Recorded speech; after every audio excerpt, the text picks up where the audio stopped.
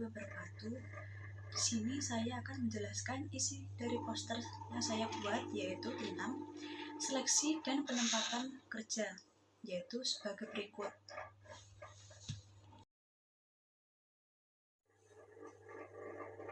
Seleksi merupakan suatu rekomendasi atau suatu keputusan untuk menerima atau menolak seseorang calon untuk pekerjaan tertentu berdasarkan suatu dugaan tentang kemungkinan dari calon untuk menjadi tenaga kerja yang berhasil pada pekerjaannya.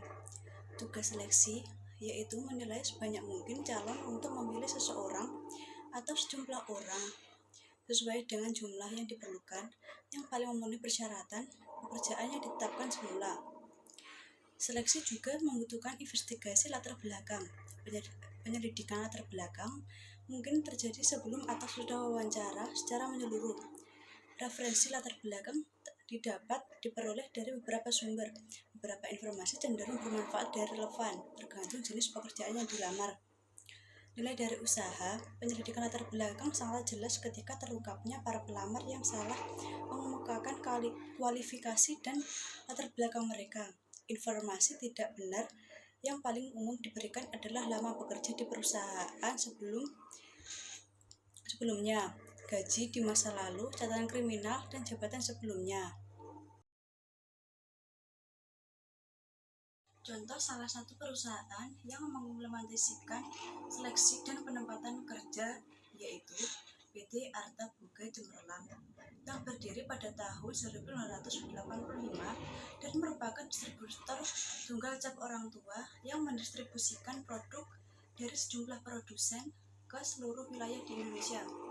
Namun demikian, cikal bakal Arta Boga Cemerlang sebagai perusahaan milik distribusi telah dimulai sejak tahun 1948. Saat ini, Arta Boga Cemerlang telah menjadi salah satu perusahaan distribusi terbesar di Indonesia yang mengkhususkan diri pada pendistribusian produk kebutuhan sehari-hari yang meliputi yaitu biskuit, wafer, permen, mie instan, minuman, kesehatan, dan masih banyak lagi. Dalam proses seleksi yang dilakukan oleh PT Arta Boga Cemerlang ini ada dengan memanggil calon karyawan tersebut, kemudian diwawancarai. Apabila untuk manajer atau jabatan tinggi lainnya, wawancara dilakukan oleh manajer HRD PT Boga Cemerlang. Sedangkan untuk karyawan harian atau bukan jabatan yang tinggi, wawancara dilakukan oleh supervisor HRD. Setelah wawancara, bila diperlukan, akan ada tes psikologi untuk manajer atau jabatan tinggi lainnya, yaitu oleh kepala personalia, dan tes praktek untuk karyawan harian atau bukan jabatan tinggi lainnya seperti contohnya saja apabila ada karyawan yang melamar di bagian administrasi, maka tes prakteknya yaitu berupa tes komputer. Lalu setelah wawancara dan tes tersebut, calon karyawan akan mengisi formulir yang berisi tentang identitas calon karyawan, pengalaman pekerja, pendidikan, kondisi kesehatan, kepribadian, dan data tentang keluarga calon karyawan tersebut. Kendala yang sering terjadi dalam proses seleksi ini yaitu adalah terkadang calon karyawan yang melamar tidak sesuai dengan kualifikasi minimal yang ditetapkan oleh perusahaan. Untuk menyelesaikannya yaitu dengan cara melakukan rekrutan melalui media cetak, sekolah, dan juga internet.